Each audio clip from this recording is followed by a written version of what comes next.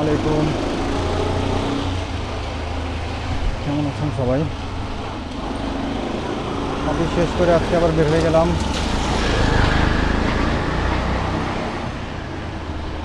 বৃষ্টির একটা সময়ের সম্ভাবনা কিছু না একটু হয়ে গেল,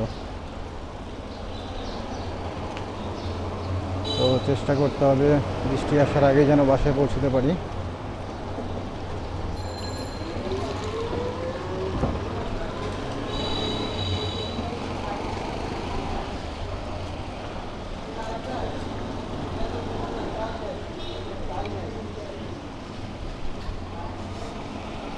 আজকে ভিতরে গলি দিয়ে ঢুকলাম কারণ হচ্ছে আমাকে একটা ফার্মেসি খুঁজতে হবে।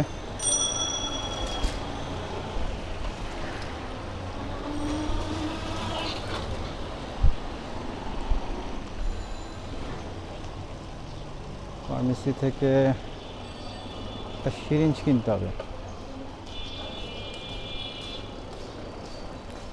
কারণ হচ্ছে আমার বাসায়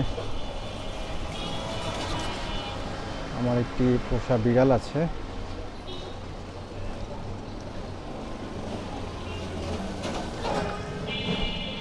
সেটাকে ওষুধ খাওয়ানোর জন্য আজকে আমার একটা সিরিঞ্জ নিয়ে যেতে হবে,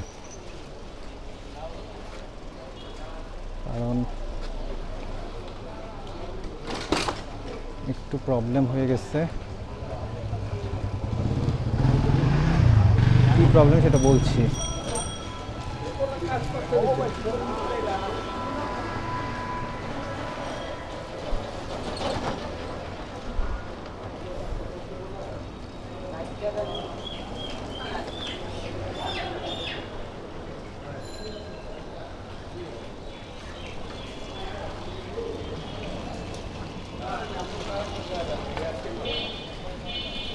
রাস্তার যত অবস্থা, এই রাস্তাগুলো বছরের পর বছর এই অবস্থায় থাকে, এতিমের মতো, দেখার কেউ নাই। যখনই কোনো কাজ করা হয় এরপরে দেখা যায় কারো না কারো বাড়ির কাজের জন্য আবার কাটা হয়, তো কখনোই আসলে ঠিক হয় না।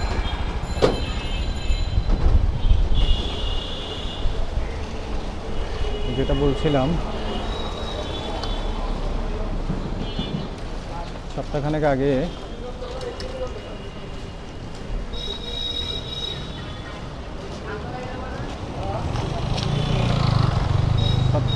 আগে ইভিনিং শিফটে অফিস করার পরে বাসায় যাওয়ার পথে হঠাৎ দেখলাম একটা গাড়ির নিচে একটা বিড়াল ছানা, ছোট্ট বিড়াল ছানা, সারা শরীর ভেজা, একদম অপরিষ্কার অমলিন অবস্থায় বসে আছে। দুঃখিত। তো গাড়িটা স্টার্ট দিলে বা চালানোর চেষ্টা করলে হয়তো বিড়াল ছানাটা আঘাতপ্রাপ্ত হতে পারতো বা মারা যেতে পারতো, এমন চিন্তা করে আমি সেটাকে পরে উদ্ধার করি, এবং এরপরে দেখলাম এটার অবস্থা খুবই খারাপ। তো কিচ্ছু করার ছিল না, রাস্তাও ছাড়তে চাচ্ছিলাম না, নবন ছাড়ছিল না, যে কারণে বাসায় নিয়ে গিয়েছিলাম। তো বাসায় নেওয়ার পরে যেটা দেখলাম যে এটার আসলে অবস্থা খুবই খারাপ, প্রচণ্ড ঠান্ডা লেগে গিয়েছিল, পাশাপাশি এটার ডায়রিয়া হয়ে গিয়েছিল আসলে। তো এই অবস্থা আসলে বাঁচানোটাই কষ্টকর ছিল। আলহামদুলিল্লাহ কয়েকদিন চেষ্টা করার পরে দেখলাম অবস্থা কিছুটা বেটার হলো,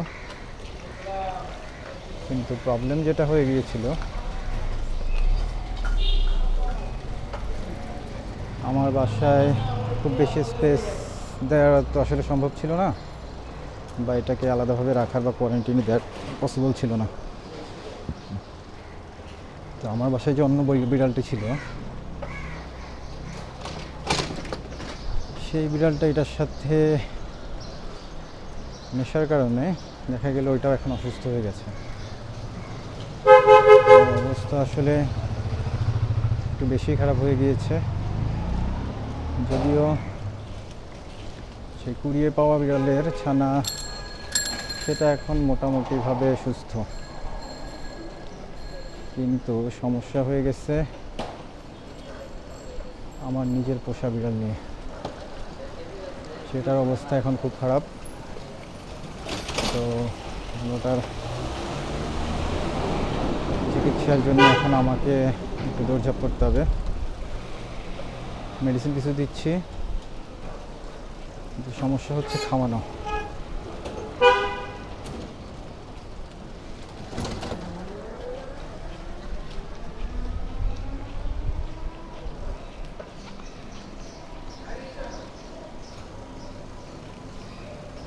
সেই জন্যই এখন একটা সিরিঞ্জ কিনবো, জোর করে হলেও যেন ওটা দিয়ে আসলে অ্যাটলিস্ট ওষুধটা কিছুটা হলেও খাওয়ানো যায়।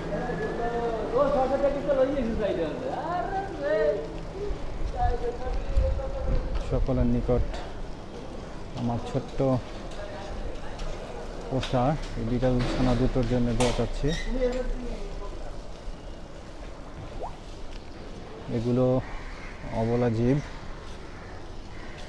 আর যেহেতু এখন বাসায় নিয়ে গিয়েছে, এরা এখন অনেক বেশি আমার উপরে নির্ভরশীল। তো আমার আসলে দায়িত্ব কিছুটা বেড়ে গেছে।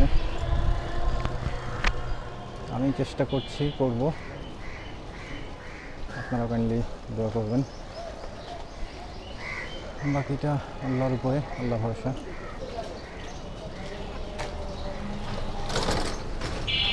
এই গলির শেষ মাথায় কয়েকটা ফার্মেসি থাকার কথা, দেখি এখান থেকে নেওয়ার চেষ্টা করব।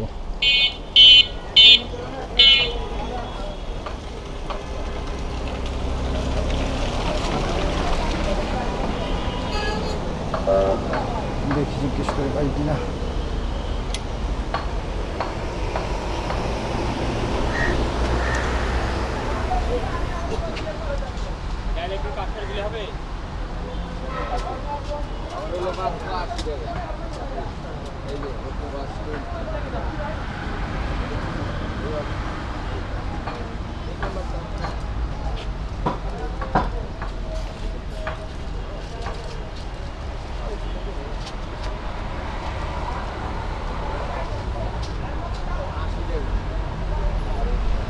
ভাই সিরিঞ্জ আছে না?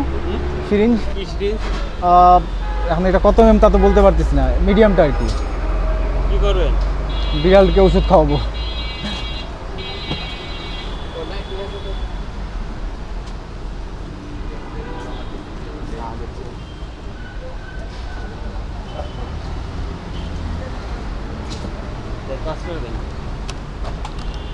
এটা হবে। এটা মোটা কি আর একটু হবে? এলি হবে, অত ওকে, সমস্যা নেই। এটা কত?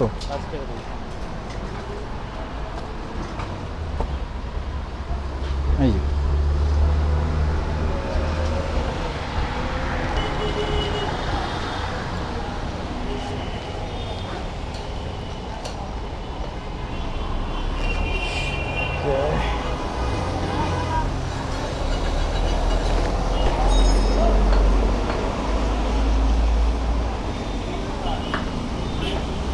আমার সিরিঞ্জ কেনা শেষ।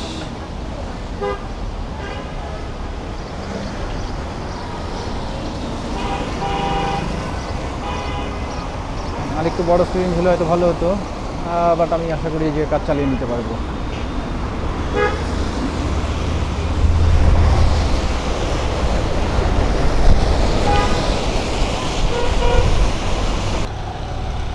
রাস্তায় গাড়ির চাপ ক্রমশ বাড়ছে দিনকে দিন, কারণ ঈদের পরে মোটামুটিভাবে সকলে এখন ঢাকায় ফিরে এসেছে।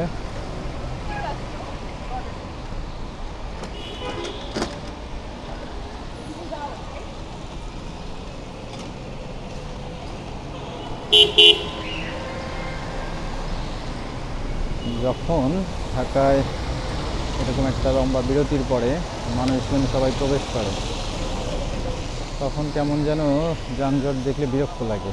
তখন মনে হয় ফাঁকা ঢাকায় ভালো ছিল। আবার যখন সবাই গ্রামের বাড়িতে ছিল, ঢাকা একদম ফাঁকা ফাঁকা অবস্থায় ছিল, তখন মনে হতো আসলে এই ঢাকা তো ঢাকা না, এত ফাঁকা থাকবে কেন। মানুষের কোলাহল ছাড়া ঢাকাকে কেমন যেন তখন মনে হয় মানায় না। বাট এখন কিন্তু বিরক্ত লাগছে। যদি আমার প্রবলেম নাই, সকালবেলা আমি একটু ফাঁকাই পাই, যাতায়াত করতে প্রবলেম হয় না। বাট হ্যাঁ, ইভিনিং শিফটে যখন আমি যাতায়াত করি অফিসের জন্য বা নিজের প্রয়োজনে অন্যান্য কোনো কাজে, সেই সময়টা অনেক বেশি বিরক্তিকর মনে হয়।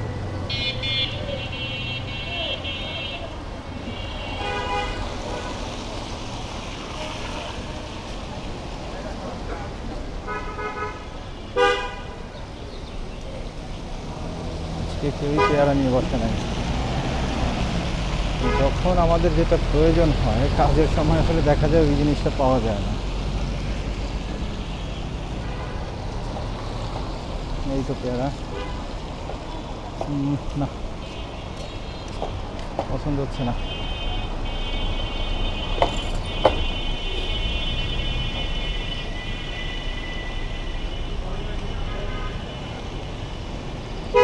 লেকের এই কর্নারটাতে সকালবেলা বেশ ভালোই ফলমূল, শাকসবজি, দুধ, ডিম অনেক কিছু নিয়ে বসে অনেকে।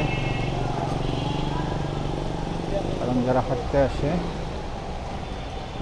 তারা অনেকেই তাদের জগিং শেষ করে এখান থেকে কিছুটা কেনাকাটা করে নেয়।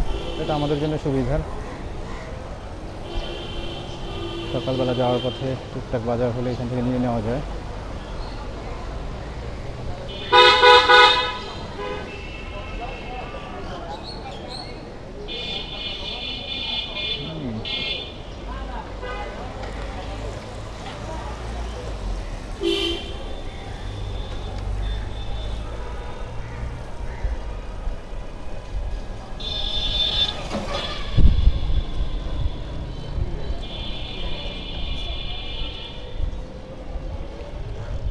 যাই হোক, ভালো থাকবেন সবাই। কথা হবে আবার পরের কোনো ভিডিওতে। সে পর্যন্ত আল্লাহ হাফেজ।